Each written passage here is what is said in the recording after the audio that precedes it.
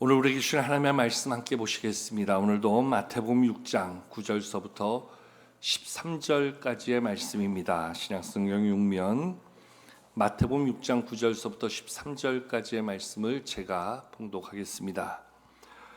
그러므로 너희는 이렇게 기도하라. 하늘에 계신 우리 아버지여, 이름이 거룩히 여김을 받으시오며 나라가 임하시오며 뜻이 하늘에서 이루어진 것 같이 땅에서도 이루어지이다.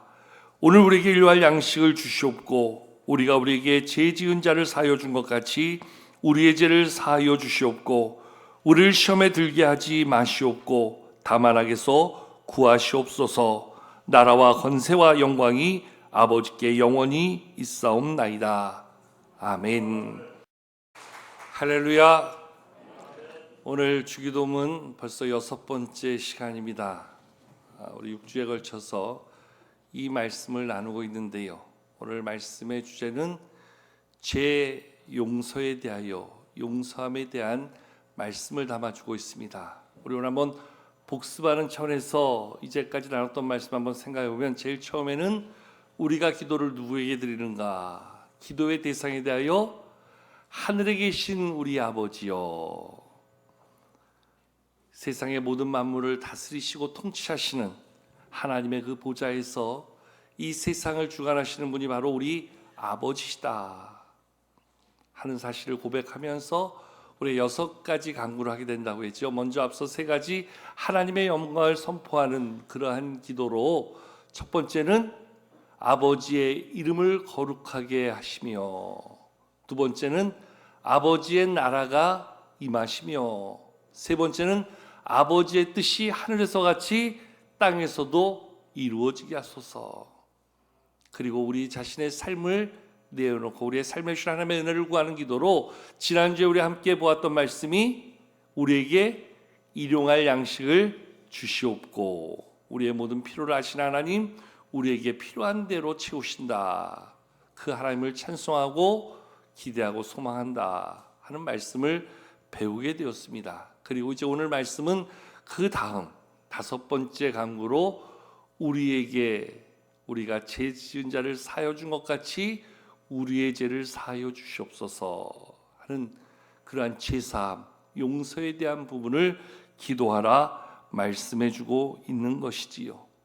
여러분, 지난주에 나눴던 말씀, 우리의 삶의 가장 근본적인 문제라 그랬습니다. 먹고 마시고 사는 이 문제, 우리의 모든 필요한 것들을 채워달라 하는 간구. 여러분, 하나님께서 우리의 모든 필요를 채워주시면 우리는 부족한 게 없는 거지요. 오늘 우리 장로님이 기도하시면서 여호와가 나의 목자 되시니 나는 부족한 게 없습니다 하는 다윗의 그 고백처럼, 하나님이 나의 목자가 되시고 하나님이 나의 인도자가 되어주시고 하나님이 나의 모든 형편을 헤아려 주시니 나는 부족한 게 없습니다. 나에게 일용할 양식을 채워주시는 하나님, 그것으로 충분하지요. 그런데 이 문제가 해결됨으로 해서 우리의 근본적인 많은 문제들이 해결되어진다 그래도 여전히 우리의 삶을 힘들게 하는 모습 가운데 하나는 관계의 문제예요. 여러분, 우리는 관계 속에 살아가는 자들이라 이야기하지요. 한 가정 안에서도 보면 부부의 관계가 있습니다. 부모와 자식과의 관계가 있습니다. 그리고 형제 자매의 관계가 있습니다. 우리의 가정도 관계 속에 맺어진 삶이라 이야기할 수 있고요. 여러분들, 우리의 직장을 가도 동료로서의 관계가 형성되어집니다. 우리의 집문을 나와도 이웃과의 관계가 형성되어져 살아갑니다. 우리가 만나는 모든 친구들 다 관계의 형성 속에서 맺어집니다. 주일날 교회에 와도 우리는 믿음 안에서 영적한 가족으로서의 관계를 맺게 됩니다. 이 관계 속에서 우리는 살아가면서 이 관계에 문제가 발생하면 이 관계에 우리의 모든 행복과 평안을 한순간 다 뺏어가 버립니다. 관계가 틀어지고 관계가 어그러지는 순간 우리의 마음의 기쁨도 행복도 감사도 다 무너져 버리게 됩니다. 그래서 우리는 이 관계를 잘 지키고 이 관계 안에서 우리의 삶을 잘 엮어가는 것 무엇보다 중요합니다.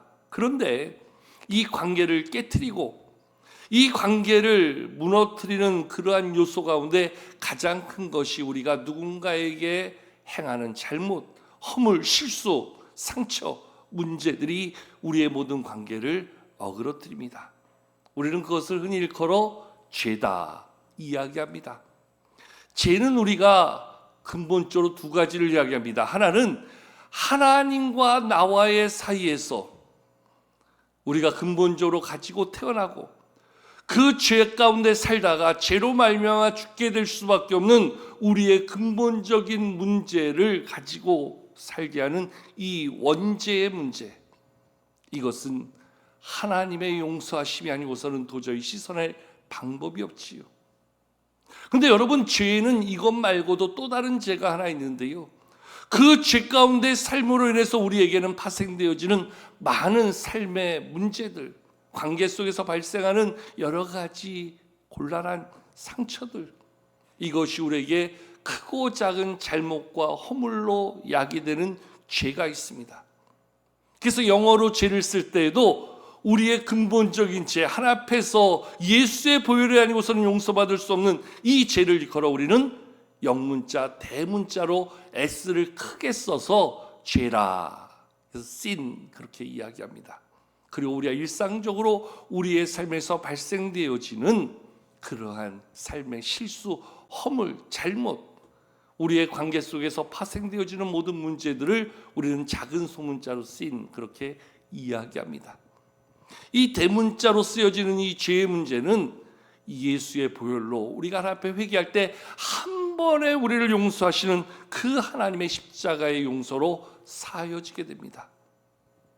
그러나 우리는 여전히 이 땅을 살아가면서 발생하는 수많은 잘못의 문제, 거기에 우리는 늘 우리의 삶에 죄로 얼룩진 삶을 살게 되어지지요. 그래서 우리는 날마다 회개하는 게, 우리는 이미 구원받은 자입니다. 하나님 앞에서 제3의 은혜를 덧입은 자입니다. 그럼에도 불구하고 우리는 여전히 회개하며 하나님의 용서를 구해야 되는 것은, 여전히 오늘도 우리는 크고 작은 실수와 허물 가운데 살아가는 삶이기 때문에 오늘도 우리는 하나님 앞에 회개함으로 나아갈 수밖에 없는 존재들이지요. 여러분, 예수 그리스도의 십자가가 아니라면 우리는 어디에서도 제3의 은혜를 얻을 방법이 없는 자들입니다. 십자가 아닌 곳에서 우리의 죄를 사할 수 있고 우리에게 주어진 죄사함의 길이 있다면 우리는 여전히 그곳을 찾아가고 그곳에 우리의 시선과 마음을 두겠지요. 그런다, 성경은 어디에서도 예수 그리스도가 아닌 길에 구원의 길이 없음을 성경은 명확히 이야기해 줍니다. 그래서 예수님 말씀하시죠. 내가 곧 길이다, 내가 곧 진리다, 내가 곧 생명이다. 그래서 나로 말미암지 않고는 아버지께로 올 자가 없다. 오직 예수님만이 우리의 구원이시라는 거지요. 그래서 베드로도 이 사실을 믿고 이 사실을 가지고 복음을 전하며 선포할 때, 다른 이로서는 구원을 얻을 수 없나니 천하 인간의 구원 얻을 만한 다른 이름을 우리에게 주신 일이 없다. 오직 예수, 그분이 우리의 진정한 구원자다. 십자가에서 우리를 향한 하나님의 용서가 우리를 죄에서 생명으로 옮겨주시는 놀라운 능력이요 축복이 되었다. 성경은 이야기해 주고 있는 겁니다. 이 자리에 나와 있는 우리 모두는 다 예수 그리스도로 말미암아 죄사함의 은혜를 덧입은 자가 되는 것이지요. 여러분, 우리가 죄사함을 받았다는 것, 그것은 우리에게 놀라운 신분의 변화를 이야기해 줍니다. 우리의 존재의 변화를 이야기해 줍니다. 세상에 속하였던 자가 이제 하나님의 자녀가 된 것입니다. 그래서 우리가 하나님을 향하여 아버지라 부를 수 있는 것, 거기에는 제사함의 은혜가 전지되어지지 않고는 하나님을 아버지라 아무도 부를 수 없는 것이지요. 하나님이 나의 아버지가 된다는 것은 나는 이제 세상에서 이 모든 죄의 문제를 해결하고 예수 그리스도의 십자가로 말미암아 하나님의 영원한 생명을 얻고 하나님의 자녀된 삶을 살아가는 것이다. 이것이 우리에게 얼마나 큰 은혜입니까? 얼마나 큰 축복입니까? 예수 그리스도로 말미암아 나에게 베풀어 주신 하나님의 이 제3의 용서, 나의 모든 죄값을 그의 생명으로 대신하셔서 오늘도 나를 죄로부터 자유케 하시는 하나님의 은혜가 우리에게 있다라는 것, 이것을 알기에 이 은혜에 감사히 오늘도 주 앞에 나오는 것이고, 이 감사를 가지고 하나님 앞에 예배하는 것이고, 이 감사 앞에서 오늘도 우리를 돌아보면서 여전히 우리에게 있는 작은 이 모든 죄들을 주 앞에 내어놓고 다시금 하나님 앞에서 용서함을 얻으며 하나님이 주시는 말씀을 듣고 그 말씀 가지고 내가 또 한 주간 믿음으로 살겠습니다. 하나님의 자녀답게 살겠습니다. 하나님의 영광을 이루는 자가 되겠습니다. 그 결단을 다시 한번 말씀 속에서 우리의 마음에 담아가는 것, 거기에 바로 진정한 예배의 자리가 있다 이야기할 수 있는 것이지요. 제3의 은혜를 가지고 산다는 것, 이것이 얼마나 큰 은혜요 축복인가. 그런데 오늘 우리는 이 제3의 은혜를 깨닫는다는 것의 진정한 가치가 무엇인가를 모르는 것 같아요. 내가 이 제3의 은혜를 가지고 산다는 것은 오늘도 이 제3의 은혜를 누리며 살고 이 제3의 축복을 우리의 삶에 담아 산다는 것은 한마디로 하나님의 자녀가 되었다는 것, 그리고 하나님의 자녀로서의 삶이 우리에게 요구되어진다. 하나님의 자녀답게 살아가야 될 책임과 사명이 우리 가운데 있다는 거예요. 내가 하나님의 자녀라고 말하는 것은 하나님의 자녀로서 누릴 수 있는 축복, 은혜, 권리가 나에게 주어지지만 내 삶을 돌보시고 인도하시고 역사하시는 하나님의 은혜가 내 안에 채워지지만 더불어 이야기해야 될 것은 하나님의 자녀로 살아가야 될 책임, 그 믿음의 사명이 우리 가운데 있다는 거예요. 쉽게 말하면 대한민국 국민입니다. 대한민국 국민으로서 얻을 수 있는 혜택이 있습니다. 권한이 있습니다. 우리는 그걸 충분히 요구할 자격이 있는 자들입니다. 그러나 우리에게는 대한민국 국민으로서 또한 우리가 지켜야 될 책임이 있고 의무가 있고 사명이 있는 겁니다. 이것을 함께 공존하지요. 하나님의 백성으로서 누릴 수 있는 권리와 은혜와 축복이 있다고 한다면 우리는 하나님 안에서 우리가 감당해야 될 내 몫의 사명이 있고 책임이 있고 내가 이루어야 될 하나님의 백성으로서의 삶이 있다는 거예요. 그것을 한마디로 주님을 배우고 주님을 따라가며 주님을 닮아가는 삶이다 이야기할 수 있는 거예요. 말씀을 통해서 우리 주님이 내게 베풀으신 은혜를 기억하고 깨달아 주님의 백성답게 살아가는 것, 성도답게 살아가는 것, 오늘도 나에게 주신 믿음의 자리를 사명으로 알고 그 사명을 지키는 것, 거기에 오늘 우리에게 주어진 그러한 우리의 책임, 우리 믿음의 사명이 있다는 거예요. 오늘 특별히 이 말씀 가운데 주어지고 있는 이 5번째 강구에서 예수님은 특별하게 오늘 우리가 가져야 될 사명이 무엇인가를 알고 그 사명 가운데 사는 자가 되라 말씀해 주고 있는데요. 그 사명은 한마디로 우리에게 베풀어 주신 그 죄사함의 그 용서의 은혜를 깨달아 우리도 그 용서를 실천하며 사는 하나님을 닮아 하나님의 백성답게 살아가는 삶, 그것이 바로 오늘 우리에게 주어진 사명이라 말씀해 주고 있는 것이에요. 자, 그런 의미에서 우리 오늘 다시 한번 오늘 말씀이 우리에게 요구하는 12절 말씀, 이 용서에 대한 교훈이 우리에게 무엇을 기도하며 무엇을 우리에게 원하시는가, 다시 한번 우리 12절 말씀 한번 읽어보실까요? 함께 12절 읽겠습니다. 시작. 우리가 우리에게 죄 지은 자를 사하여 준 것 같이 우리의 죄를 사하여 주시옵고. 아멘. 우리가 우리에게 죄 지은 자를 사하여 준 것처럼 우리 죄를 사하여 주시옵소서. 어떻게 보면 당당한 권리를 하나 앞에 요구하라는 거예요. 너희가 너희의 죄를 너희 앞에서 너희에게 죄 지은 사람을 용서하여 준 것처럼 너희도 당당히 하나님 앞에 나가서 너희 죄를 용서해 달라 하나님 앞에 구하라는 거예요. 이 말씀을 보면 예수님의 가르침이 얼마나 우리에게 힘이 되고 용기가 되는지 모릅니다. 우리가 우리에게 잘못한 사람을 용서해 준 것처럼 너희도 하나님 앞에 나가서 나를 용서해 달라고 말하라. 그것을 기도하라는 거지요. 근데 오늘 이 말씀을 가만히 보면 이미 하나님은 조건 없이 우리를 용서해 주셨어요. 이미 우리의 죄를 사하여 주셨어요. 감당할 수 없는 죄의 무게 앞에서 죽을 수밖에 없는 우리를 이미 조건 없이 하나님은 용서해 주셨어요. 그리고 그 용서를 보여주면서 야, 이미 하나님은 너를 용서해 주셨으니 네가 너의 형제를, 네가 너의 이웃을, 네가 너의 지체와 가족을 용서함이 마땅하지 아니하냐. 그러한 용서의 실천자가 되라 말씀해주고 있는 것이지요. 여러분, 마태복음 18장 보면 하루는 베드로가 예수님 앞에 나와서 이렇게 묻습니다. 예수님, 형제가 내게 죄를 범하면 내가 그를 몇 번까지 용서하면 되겠습니까? 여러분, 당시 그 유대의 율법에는요, 형제가 내게 죄를 범할 때 3번까지 용서해 주면 된다 하는 게 율법의 가르침이었어요. 누군가 나에게 잘못을 하고 나에게 상처를 주고 나를 힘들게 하면 그를 3번까지 용서해 주라는 거예요. 그리고 또다시 나에게 잘못하면 그때는 율법대로 그를 벌하면 된다는 거지요. 적어도 율법의 가르침은 3번까지는 그래도 그의 실수로 인정하고 그의 연약함으로 인정하고 그의 잘못을 봐주라. 율법은 이렇게 가르친다는 거예요.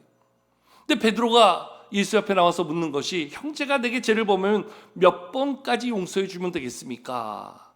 베드로도 알고 있었어요. 율법의 3번이라는 것을. 그러면서 베드로가 하는 말이 형제가 내게 죄를 범하면 내가 몇 번까지 용서해 주면 되겠습니까? 7번까지 하면 되겠습니까? 이 말은 내가 예수님의 제자로 이 정도 하면 되겠지요? 나 이 정도 하면 칭찬받을 수 있지요? 이 정도면 충분한 거지요? 나 그 정도 실천할 수 있는 그러한 마음이 있습니다. 이 예수님과 베드로 사이의 이 지금 대화 속에서 베드로가 기대하는 게 뭡니까? 그 다음 예수님의 대사가 이렇게 나오길 원하는 거지요. 그래? 율법의 3번인데 너 7번까지? 대단한 거야. 훌륭한 거야. 너 충분히 내 제자다운 거야. 이러한 대답이 나올 거를 베드로는 기대하고 얘기했는데 이게 예수님의 대답이 생각과 다르네요. 여러분, 우리 영어 공부할 때 처음에 이 다이알로그 배우잖아요. 너무나 우리가 주고받는 기본적인 인사서부터 우리가 외국 사람들을 만나면 당황하는 게 하이, 그럼 저쪽 하이, fine, thank you. 이 대화가 순조로이 이어지면서 그 다음 대사를 우리는 미리 알고 그걸 들으면 그 다음 대사를 내가 해야 되는데 엉뚱한 얘기가 나오니까 우리의 말문이 닫히는 거예요. 대화가 단절되는 거예요. 지금 베드로와 예수님과의 대화도 마찬가지입니다. 내가 7번까지 용서하면 되겠지요? 야, 베드로는 대단하다. 베드로를 칭찬해 주신 예수님의 말씀이 나올 때 감사합니다를 준비하고 있었는데 예수님께서 아니야, 7번만이 아니라 7번에 70번까지도 용서해야 되는 거야. 70번에 7번, 지금 수를 잘 하시는 분들 계산되죠? 몇 번입니까? 490번입니다. 알겠습니다.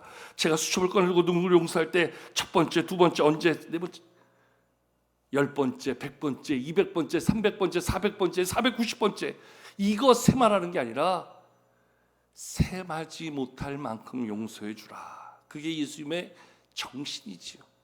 그게 예수님의 가르침이지요. 형제가 내게 죄를 범하면 셈하지 말고 용서해 주라는 거예요.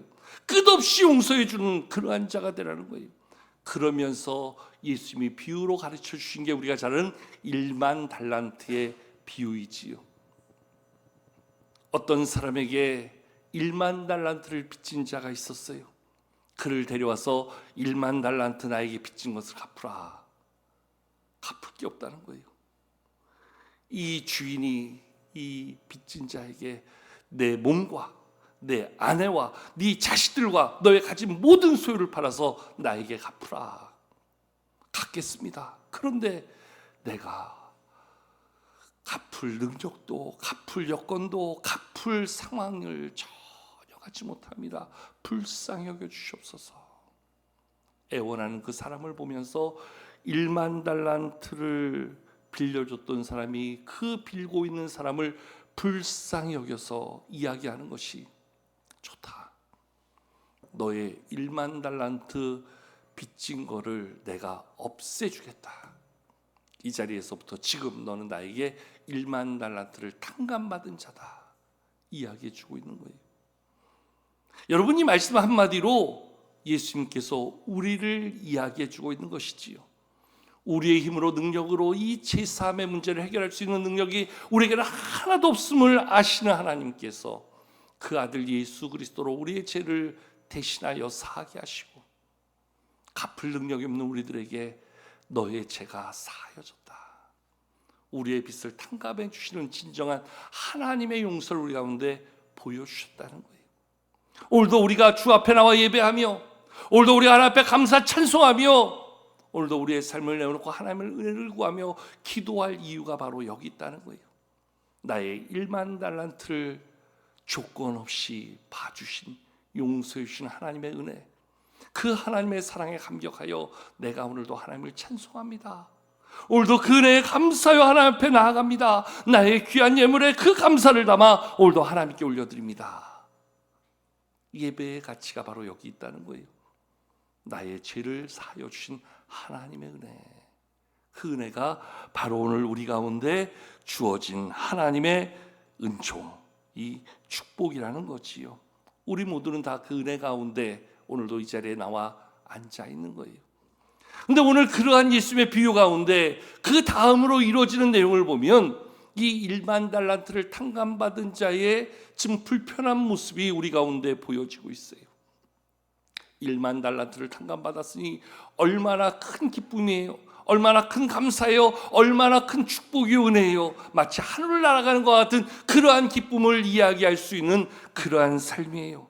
그런데 그러한 은혜와 기쁨을 가지고 살아가던 삶의 자리에 그 길에서 누구를 만납니까? 그에게 100데나리온 빚진 자를 만나게 됩니다. 내가 지금 1만 달란트를 탕감받았으니 1만 달란트에 비교하여 100데나리온은요 정말 비교할 수 없는 가치거든요. 감히 비교하여 셈할 수 있는 가치도 안 되는 거거든요. 그러니 내가 1만 달란트를 탕감받았으니 100데나리온 그것쯤이야. 야, 없던 걸로 괜찮아. 나는 지금 1만 달란트를 탕감받은 자야. 그 정도는 아무것도, 자, 너 그냥 써. 이제 나한테 자유해도 돼. 100데나리온 때문에 괜히 나 피하지 말고 숨지 말고 고개 숙이지 말고 너 마음대로 자유롭게 살아도 돼. 이렇게 말하는 것이 마땅한데 오늘 말씀해 보니까 예수님이 그렇게 말씀하시는 거예요. 100데나리온 빚진 자를 만났더니 그에게 나에게 진 빚을 빨리 갚으라. 이 모습이 마태복음에 나와 있는 그러한 말씀으로 우리 가운데 주어지는데요.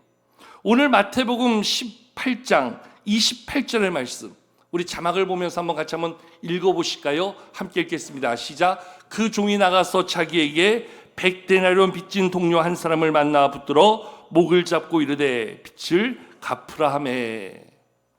지금 그 종이, 여기서 이 종은 1만 달란트를 탕감받은 자예요. 그 종이 나가서 자기에게 100데나리온 빚진 한 사람을 만나 그에게 빚을 갚으라 말하고 있다는 거예요.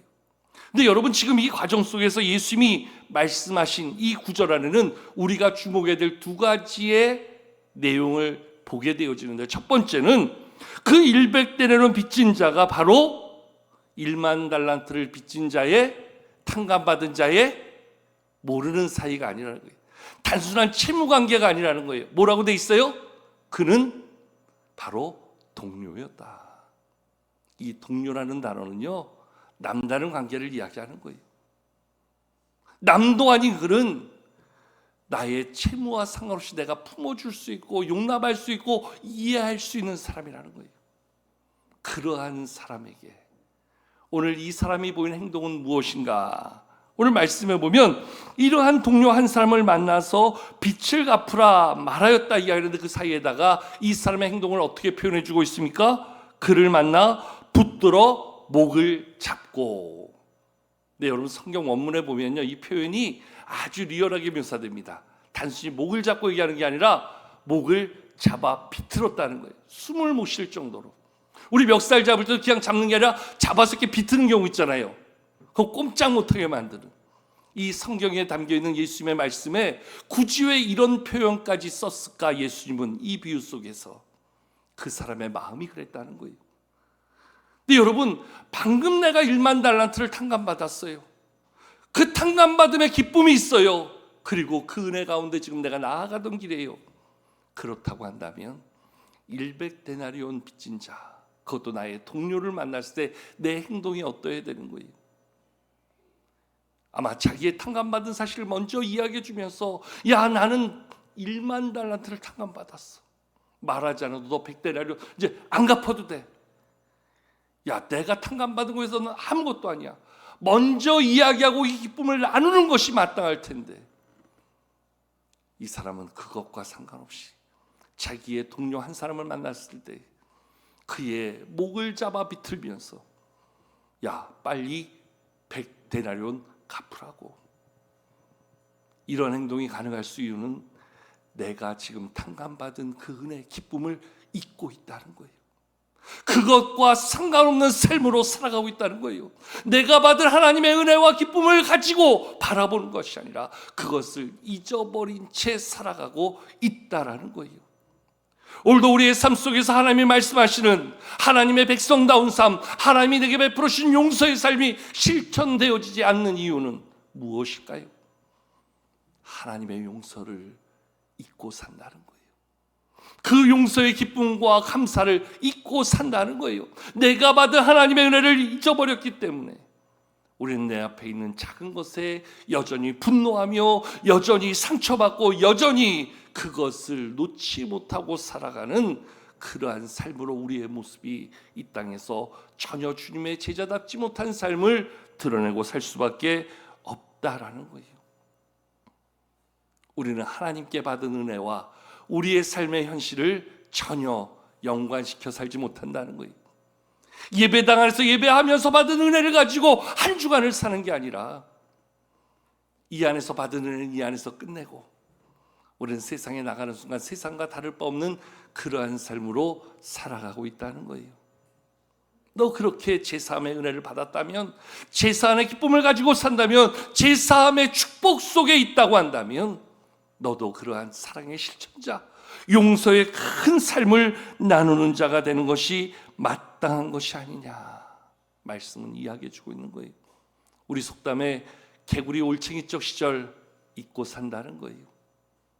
하나님이 내게 주신 은혜, 내게 주신 그 기쁨을 우리는 내 안에서 이어가지 못하고 그 은혜의 감격 속에 살아가지 못하고 여전히 세상 속에서 세상의 가치와 세상의 방향, 세상의 모습으로 살아가고 있는 우리의 모습을 신앙 안에서 바꿔가지 못하는 그러한 한계, 그러한 형편 속에 살아가고 있다는 거예요. 하나님이 나를 1만 달란트의 사랑으로 용서해 주셨으니 100데나리온의 용서를 실천하는 것이 아무 문제 아니잖아요. 근데 그게 안 되더라는 거예요. 그게 힘들더라는 거예요. 여전히 우리의 마음 가운데 그 용서의 한계 속에 우리는 갇혀 살아가고 있다는 거예요. 그러니까 예수를 믿는다고 하는데, 교회는 다닌다고 하는데, 하나님의 백성이 되었다고 이야기하는데 우리의 삶은 조금 더 변화되어지지 않냐고, 바뀌지 않냐고, 전날의 나의 모습을 여전히 가지고 살아가는 그러한 진정한 믿음의 삶으로, 은혜 받은 자의 삶으로, 용서함 받은 자의 삶으로 우리의 삶을 만들어가지 못하는 그러한 보이지 않는 벽에 갇혀 있다는 거예요. 정말 용서의 기쁨을 안다면, 제사함의 은혜를 안다면 우리 안에서 보여지는 모든 관계를 우리는 용납과 사랑과 섬김으로 얼마든지 바꿔갈 수 있는데, 우리가 아는 신앙과 우리의 삶에 주어진 그 삶의 실천의 자리는 완전히 두꺼운 유리벽에 갇혀서 전혀 이어가지 못하는 한계를 경험하게 되는 것이지요. 우리 가운데 어떤 분들은 하나님의 말씀을 알았으니, 내가 하나님 앞에 어떤 은혜를 받은 것을 깨달았으니 이제는 그 용서를 실천하며 살자. 그래서 그러한 삶의 자리에 변화되어지는데, 문제는 마치 가시떨기 밭과 같이 모든 사람을 수용하고 모든 사람에게 이 사랑을 나누는 데는 큰 문제가 없는데, 어느 지점에 이르러서 그 사람만큼은 안 되는 거예요. 그 사람만큼은 내가 용서가 안 되는 거예요. 그 사람만큼은 내가 받은 상처 때문에, 아픔 때문에 도저히 용납이 안 되는 거예요. 하나님은 정작 우리에게 한없는 용서를 베풀어 주셨는데, 우리는 모든 사람 내가 하나님의 마음으로 섬기겠습니다, 사랑하겠습니다, 용납하겠습니다 하면서 정작 내 마음에 있는 블랙리스트는 안 되는 거예요. 그 사람만은 안 돼요. 그 사람만은 못하겠어요. 그 사람만은 하나님이 예외로 해주세요. 여전히 하나님 앞에 우리의 요구를 내어놓는 거예요. 근데 하나님이 그런 우리들에게 뭐라고 하시는지 아세요? 야, 너한테 내가 할 말이 있는데 잘 들어. 내가 십자가에 달릴 때 너가 나의 블랙리스트였어. 너의 죄는 누구의 죄와도 비교할 수 없었어. 그런데 내가 조건 없이 너를 받아준 거야. 너를 내가 그 사랑의 품에 품어준 거야. 나도 너 용서하기가, 나도 너 용납하기가, 나도 너 내 사랑으로 내 생명 바쳐가며 너 사랑하기가 쉽지 않았어.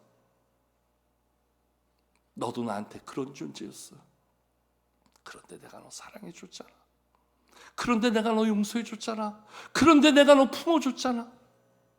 하나님의 그 사랑이 우리에게 오늘 말씀하시는 것이, 하나님, 나 이 사람은 안 돼요. 이 사람만큼은 안 되겠어요. 이 사람만 아무리 생각해도 내가 내 안에 화가 치밀어 오르지 그게 용서가 안 돼요. 여러분, 우리 사이에, 부부 사이에 그런 사람 있지 않습니까? 고부간의 관계에서 그런 사람 있지 않습니까? 우리의 형제간에서 그런 사람 있지 않습니까? 직장에서 도저히 용납할 수 없는, 보기만 해도 화가 치미는 그런 사람 있지 않습니까? 교회에 와도요, 그 사람이 앉아있는 곳에는 눈길도 주기 싫고요, 그 사람과는 말도 섞기 싫고요, 그 사람과는요 쳐다보기도 싫어서 그 사람이 있으면 교회를 나가버리고 싶고요. 도저히 용납할 수 없는 그런 사람 보이잖아요. 그런데 그 사람 사랑하라, 그 사람 용서하라, 그 사람 품으라 말씀하시는 것이 바로 내가 그와 같은 사람이었음을 알려주시며, 그 사람을 사랑하는 것이, 그 사람을 품고 섬기는 것이 내가 감당해야 될 진정한 성도의 모습이다 말씀해 주고 있는 거예요. 여러분, 그 사랑이 쉽겠습니까? 그 사랑이 편하겠습니까? 그 사랑이 내 힘으로 감당할 수 있겠습니까? 내 힘으로 안 되게 되면 기도하라는 거예요. 내 마음 다해서 한다는 것이 도저히 안 되니까 하나님 앞에 그 은혜를 구하라는 거예요. 나를 용서해 주신 그 사랑으로 내 마음에 그 사랑을 주셔서 나도 사랑할 수 있도록 하나님의 은혜 앞에 기도하라는 거예요. 성령의 은혜를 구하며 기도하라는 거예요. 내 안에 역사하실 성령의 능력을 구하며 기도하라는 거예요. 그 사람까지도 사랑할 수 있는 마음, 그 사람까지도 용서할 수 있는 마음, 그 사람까지도 품을 수 있는 마음으로 내가 주의 사랑을 실천할 수 있는 주의 백성 되어 살게 해달라고. 여러분, 이곳이 그런 자리 아닙니까? 우리 열심히 전도해서 한 명 데려다 앉혀놓는데요, 한 달을 가기가 힘들더라고요. 6개월을 버티다 어느 순간 없어져 버렸더라고요. 교회에 와서 함께 믿음의 은혜를 나누고 천국의 소망을 이야기할 그가 안 보이더라고요. 알아보니까 교회 다니면서, 셀에 들어가면서, 여러 사람들 관계하고 만나가면서 하나님의 사랑, 하나님의 은혜, 하나님의 손길을 경험하는 것이 아니라 누구 때문에 도저히 상처받아서, 누구 때문에 불편해서, 누구 때문에 그 마음에 어려움이 생겨서 교회를 못 다니겠다는 거예요. 교회를 다른 데로 가야 되겠다는 거예요. 여러분, 우리 교회가 그런 교회라고 한다면 전도해서 데려놓으면 뭐 하겠어요? 새로운 사람들 새가족 수리하고 셀에 집어넣으면 뭐 하겠어요? 남녀 성교회 갔더니 상처받아서 교회 못 다니겠대요. 누구의 말 한마디 때문에, 누구의 행동 하나 때문에 그가 상처가 돼서 도저히 교회를 못 다니겠다는 거예요. 우리 보시는 하나님이 뭐라 그러실까요? 나는 너 사랑한다고 생명도 줬는데 너는 생명 다해 그를 섬겨보지 못하겠느냐. 그의 마음을 상하게 하고 아프게 하고 힘들게 하는 말이 아니라 그를 격려하고 존중하고 사랑으로 품을 수 있는 말로 바꾸지 못하겠느냐.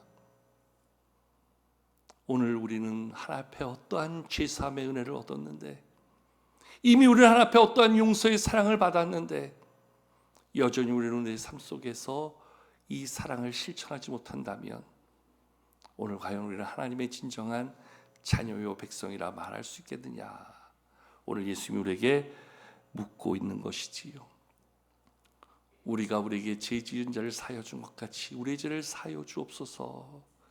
이 말씀에는 우리의 죄를 이미 사하신 하나님의 은혜를 깨달아 우리도 이 땅에서 그 참 사랑의 용서를 실천하며 하나님의 사랑을 우리 안에 담아 그 사랑으로 아름다운 신앙의 공동체, 성도의 삶의 자리를 만들라 말씀하시는 하나님의 교훈이 우리 가운데 담겨 있는 것이지요. 우리는 오늘도 말씀을 우리 안에 담아서 또 한 주간 그 삶을 만들어가 보는 거예요. 그 삶을 실천해 보는 거예요. 그 삶 속에서 우리를 돌아보고 우리 안에 역사하시는 하나님을 경험해 가는 거예요. 우리 가정에서, 우리 직장에서, 우리 이웃들 사이에서, 심지어는 우리 교회 공동체 안에서 모든 사람을 용납하고 사랑으로 섬겨가며 용서해 줄 줄 아는 그 넓은 마음이 우리를 통하여 증거되어질 때 바로 우리의 가정이 천국이 되며 우리가 누군가를 만나는 모든 삶의 자리가 하나님의 은혜의 자리가 되고 위로의 자리가 되고 변화의 자리가 되어진다는 거지요. 특별히 교회 공동체를 그러한 하나님의 사랑으로 채워갈 때 누구라도 와서 하나님을 만나고 하나님의 위로를 경험하고 하나님 앞에서 우리를 통하여 하나님의 진정한 용서를 바라볼 수 있고 그 용서를 경험할 수 있는 자리, 거기에 바로 오늘 우리가 함께 모여 예배하는 교회가 있는 것이고 우리의 신앙의 공동체가 있는 것이라 말씀해 주고 있는 거예요. 저와 여러분들의 삶 속에 하나님의 주시는 제사함의 은혜가 얼마나 놀라운 축복인가를 다시 한번 깨달아 알 수 있는 이 한 주간 될 수 있기를 축복합니다. 그 은혜를 가지고 내가 어떻게 살아야 될지를 다시 한번 깊이 고민하고 도전하며 기도로 나아가는 우리가 되기를 축복합니다. 하나님의 은혜를 덧입어 우리의 삶 속에 우리의 마음이 바뀌어지고 우리의 삶이 새로워져서 누구라도 용납하며 그 사랑으로 품어갈 수 있는 용서를 통해 하나님의 나라가 세워지고 하나님의 사랑이 전해지는 그러한 변화된 삶의 증거가 우리의 한 주간의 삶을 이루는 놀라운 축복의 현장이 되기를 축원합니다. 그러한 사랑으로 우리의 삶이 하나 변광되고 많은 사람들에게 믿음의 도전을 이루는 그러한 믿음의 장이 되기를 축원합니다.